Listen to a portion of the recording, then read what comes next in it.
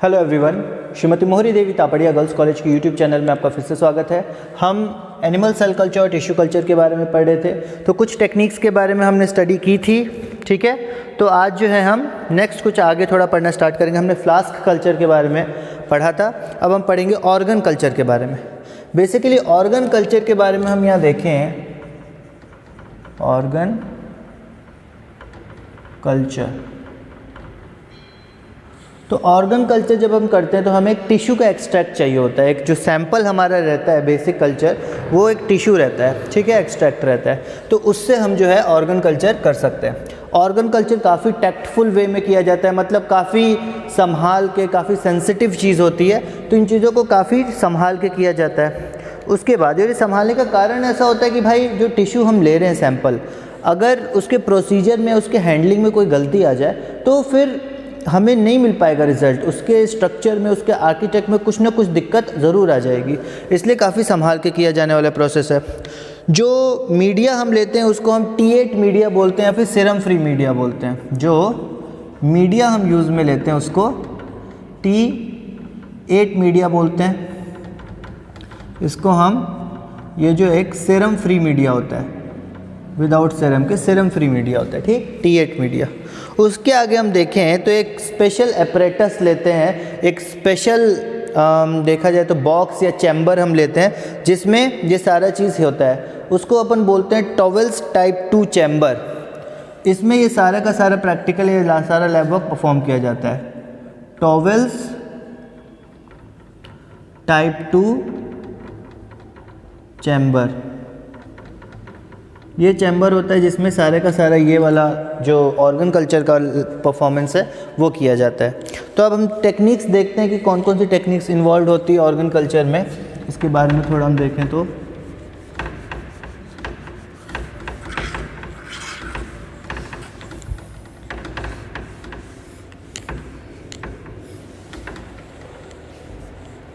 सबसे पहले हम देखें तो ऑर्गन कल्चर को हम solid media, semi solid media या फिर लिक्विड मीडिया पे भी उगा सकते हैं या फिर कल्चर कर सकते हैं, ठीक। तो हमारे पास ऑर्गन कल्चर जो है वो किस किस पे कर सकते हैं, सॉलिड, लिक्विड या फिर अगार मीडियम, ठीक। Solid medium,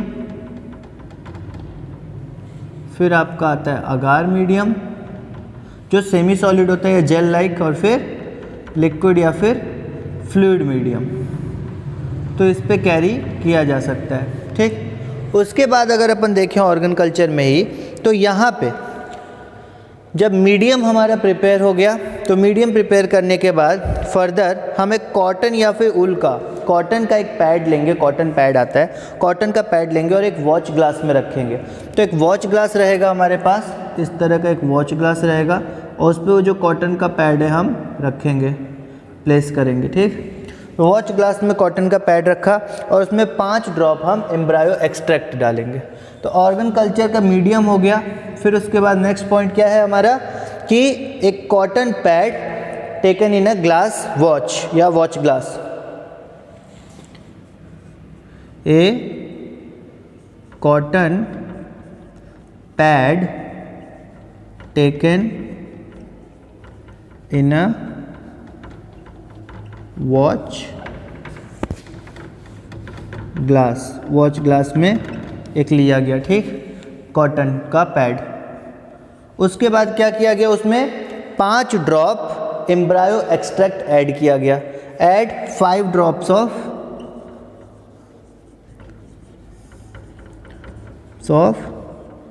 embryo extract.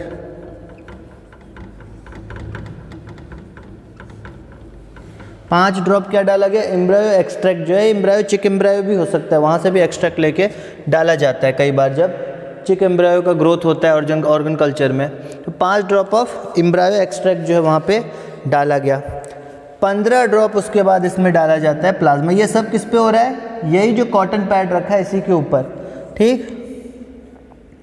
Add 15 drops of plasma. 15 drop किसका डालेंगे अपन, प्लाज्मा का। तो सबसे पहले क्या देखा अपन ने, तीनों मीडियम में हो सकता है, सॉलिड, लिक्विड, सेमी सॉलिड। उसके अलावा कॉटन पैड लेंगे, उस वॉच ग्लास पे रखेंगे, उस पर 5 ड्रॉप एम्ब्रायो एक्सट्रैक्ट डालेंगे, 15 ड्रॉप उस पर प्लाज्मा डालेंगे। उसके बाद पैड को हम पेट्री डिश में शिफ्ट कर देंगे। ये जो वॉच ग्लास है इसको उठा के हम डाल देंगे इसको एक पेट्री डिश में, उस कॉटन पैड को। अब उस कॉटन पैड में क्या क्या आ गया, उस कॉटन पैड में अब एम्ब्रायो एक्सट्रैक्ट भी है और अपना प्लाज्मा भी है। ठीक, एम्ब्रायो एक्सट्रैक्ट और प्लाज्मा दोनों है और उसको अपन अब डालने वाले हैं पेट्री डिश में। तो अब इसके आगे जो पॉइंट है वो देखो, नेक्स्ट पॉइंट है कि this pad shifted to a petri dish. ये पैड जो है पेट्री डिश में अब शिफ्ट होगा। This pad is shifted to a petri dish. ये पैड जो है पेट्री डिश पे शिफ्ट कर दिया जाएगा। ठीक, उसके बाद ये जो कॉटन पैड है इसको समय समय पर मॉइस्चर किया जाएगा।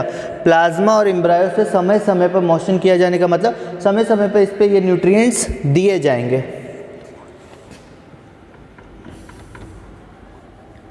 Cotton is moistened time to time. Cotton is moistened time to time. समय समय पर इसको इस तरह से जो मीडिया या फिर एक्सट्रैक्ट या प्लाज्मा देके मॉइस्ट रखा जाएगा। उसके बाद अगर अपन देखें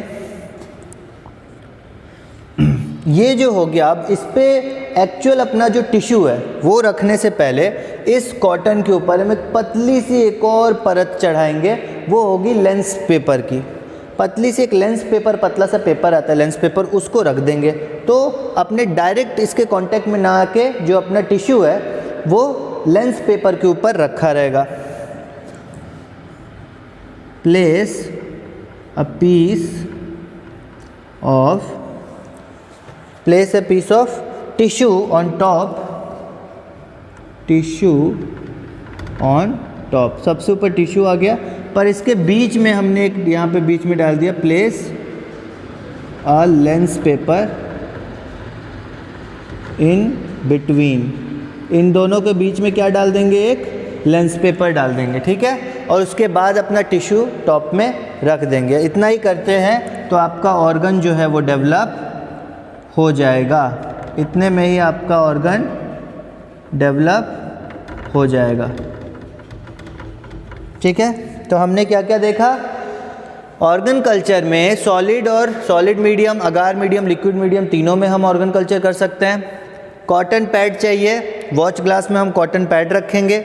कॉटन पैड रखने के बाद 5 ड्रॉप एम्ब्रायो एक्सट्रैक्ट डालेंगे, 15 ड्रॉप प्लाज्मा डालेंगे उस कॉटन पैड पे और फिर उस कॉटन पैड को एक पेट्री डिश में रख देंगे।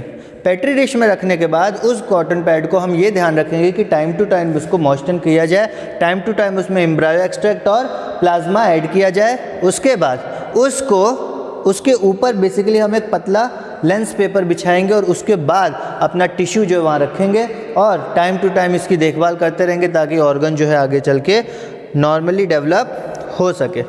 तो ये था बेसिकली ऑर्गन कल्चर। उसके बाद एक लास्ट टॉपिक बचता है, दैट इज़ एम्ब्रायो कल्चर। अब ऑर्गन कल्चर अगर आपको समझ में आ गया तो एम्ब्रायो कल्चर समझने में ज़्यादा आपको मुश्किल नहीं होगी। एम्ब्रायो कल्चर की हम यहाँ थोड़ी बात करते हैं।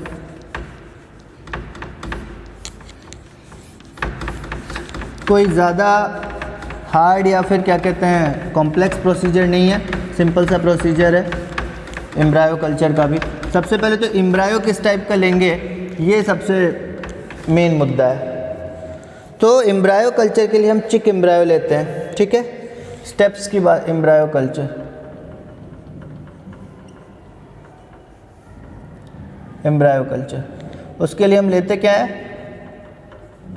चिक एम्ब्रायो। कैसा चिक एम्ब्रायो लेते हैं, एटलीस्ट 40 घंटे पुराना, कम से कम 40 घंटे पुराना, 40 आवर ओल्ड चिक embryo.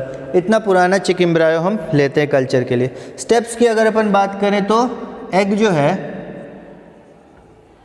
Egg incubated at 38 degree Celsius पे बेसिकली इसको इंक्यूबेट किया जाता है। कितने समय के लिए? 38 डिग्री सेल्सियस पे 40 घंटे के लिए। 40 घंटे के लिए 38 डिग्री सेल्सियस पे इस अंडे को इंक्यूबेट किया जाएगा। उसके बाद जो इसका शेल है, जो इसका खोल है ऊपर का, उसको वाइप किया जाएगा, हटाया जाएगा। किससे? अल्कोहल से। शेल को वाइप किया जाएगा अल्कोहल की मदद से, हटाया जाएगा, पोंछ के साफ करके शेल हटाया जाएगा। उसके बाद उस शेल को फिर थोड़ा सा तोड़ना है, ऊपर से हल्का सा तोड़ना है और 50 ml BSS मीडियम मतलब बैलेंस सॉल्ट सॉल्यूशन में उसको रख देना है। ठीक है, जो यॉक आएगा उसको। तो शेल ब्रोकन, शेल तोड़ दिया गया, अंदर का जो यॉक निकाल के किस में रखा गया? In a dish with 50 ml BSS। BSS आप लिख लो, मतलब होता है balanced salt solution. Balanced salt solution जो है वो ग्रोथ के लिए ज़रूरी है, क्योंकि ये सॉल्ट्स जितने भी प्रकार के ग्रोथ फैक्टर्स और सॉल्ट्स हैं वो प्रोवाइड कराता है। तो बैलेंस्ड सॉल्ट सॉल्यूशन ज़रूरी है। बेसिकली ऑस्मोसिस जो अंदर का ऑस्मोटिक प्रेशर है, अंदर जो वाटर क्वांटिटी है उसको मेंटेन रखने के लिए बैलेंस्ड सॉल्ट सॉल्यूशन बहुत ज़रूरी है। तो एक डिश में उस अंडे को तोड़ के जो ऊपरी लेयर है और बैलेंस्ड सॉल्ट सॉल्यूशन उसमें 50 ml रहता है, उसमें यॉक छोड़ दिया जाता है। फिर विटेलाइन मेम्ब्रेन जो है उसको ब्लास्टोडर्म से कट किया जाता है। विटेलाइन मेम्ब्रेन जो है, आप यॉक देखोगे ना, अंडा जो है, चिक एम्ब्रायो की बात हो रही है, मतलब अंडे की बात हो रही है। अब अंडा जो है, यहाँ पे यॉक है मान लो, हाँ, अंडे के अंदर का यॉक है, येलो येलो जो होता है यॉक। अब उसके बाहर एक परत होती है, यॉक के बाहर एक परत होती है, हाँ, पतली सी एकदम परत होती है। तो वो परत जो है उसको अपन विटेलाइन बोलते हैं। ठीक है, अब उसी को कट करना है। तो विटेलाइन मेम्ब्रेन क्या होगा? Vitelline membrane cut around blastoderm, cut around blastoderm. Vitelline membrane को कट कर दिया था, ब्लास्टोडर्म को घेर के रखती है विटेलाइन मेम्ब्रेन। ठीक है, ब्लास्टोडर्म को ये विटेलाइन मेम्ब्रेन घेर के रखती है। ब्लास्टोडर्म क्या होता है? बेसिकली एक सिंगल एपिथेलियल टिश्यू का मेम्ब्रेन होता है।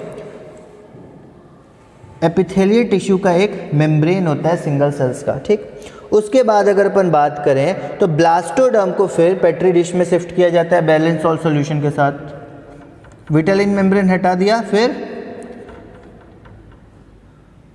Blastoderm shifted to a petri dish.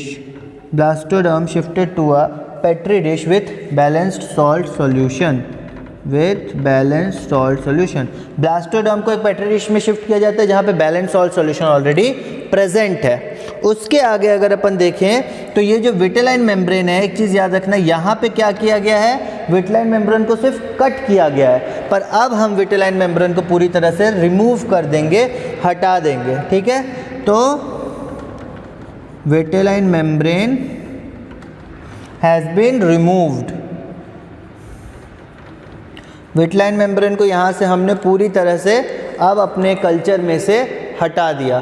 तो विटेलाइन मेम्ब्रेन पूरी तरह से रिमूव हो गई। उसके आगे अगर अपन देखें नेक्स्ट पॉइंट, तो विटेलाइन मेम्ब्रेन रिमूव होगी तो अपने पास यॉक बच रहा है सिर्फ। ठीक है, अब अपने पास क्या बच रहा है? सिर्फ यॉक बच रहा है, बाकी चीज़ें हट चुकी है। विटेलाइन मेम्ब्रेन हमने हटा दी है ब्लास्टोडर्म के ऊपर से। नेक्स्ट पॉइंट अगर अपन देखें,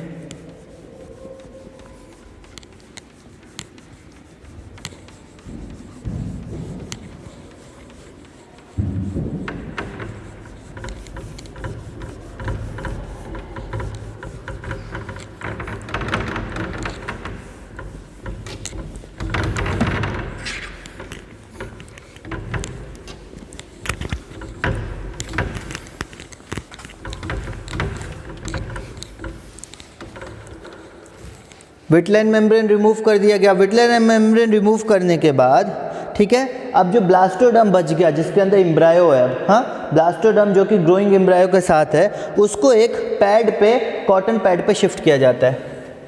नेक्स्ट पॉइंट है कि ब्लास्टोडर्म विथ ग्रोइंग एम्ब्रायो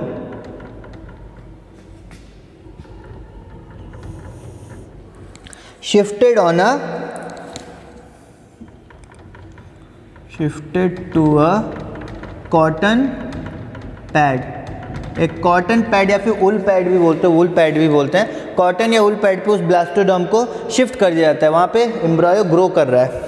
उसके आगे अगर अपन देखें मीडियम प्रिपेयर किया जाता है। अभी मैं बताऊँगा कौन सा मीडियम यूज़ होता है। मीडियम प्रिपेयर किया जाता है। बेसिकली मीडियम जो होता है यहाँ पे क्रेब्स रिंगर सॉल्यूशन यूज़ किया जाता है। मीडियम जो यूज़ किया जाता है वो कौन सा है? Krebs Ringer solution, RINGER, Krebs Ringer solution. Krebs Ringer solution जो है वो यूज़ किया जाता है बेसिकली एम्ब्रायो कल्चर के लिए। क्रेब्स रिंगर सॉल्यूशन बेसिकली इनका जो मेटाबॉलिज्म है, सेल का मेटाबॉलिज्म, उसको संभाल के रखता है, उसको सुचारू रूप से चलाता रहता है क्रेब्स रिंगर सॉल्यूशन। ठीक है, तो मीडियम प्रिपेयर कर लिया गया। उसके बाद वाच ग्लास लेंगे और वूल पैड उस पर डालेंगे। Watch glass with wool pad या कॉटन पैड, ही हम कॉटन पैड लिख रहे हैं तो कॉटन पैड ही लिखते हैं वरना कन्फ्यूज़न होगी। कॉटन पैड, वॉच ग्लास लिया हमने कॉटन पैड के साथ।